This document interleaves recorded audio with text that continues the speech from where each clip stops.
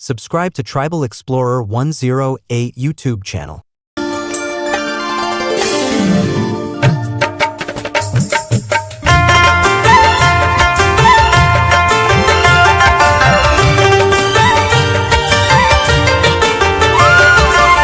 Dotolo holo mona ngolo malang Sachin bolo bugling mona ngolo malang Ni dotolo holo mona ngolo malang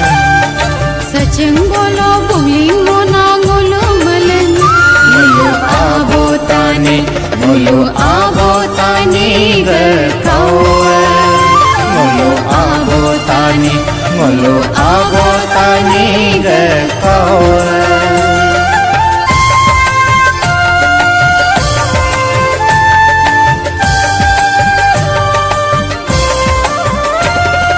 Kolo tani ge nam turung tung ne Silo ngolo nye moyo ju Kolo tani gero ko ho tumne Silo ngolo nye moyo ju Kolo tani ge nam turung tung ne Silo ngolo nye moyo ju Kolo tani gero ko ho tumne Silo ngolo nye moyo ju Mulu abotani ge kawe Mulu abotani ge kawe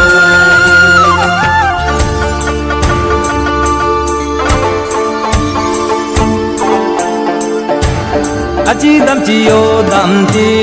ci mai aboga dam ci tangka sablo me dam ci bang tak le no yo dam ci namu bo dam ci nam ko bo dam ci yam da na dam ci si kung borong bo dam ci yam le pa na yo dam ci aci dam ci yo dam ci mai an me ga dam ci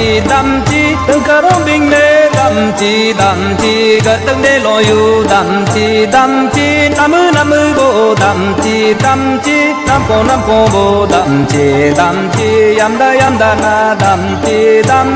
si kung bo rong bo dam ci yam le pa na yu dam ci aci dam ci yo dam ci mai abo ga dam ci từng cả lo yu dam ci bang tak ne lo yu dam ci namu bo dam ci nam ko bo dam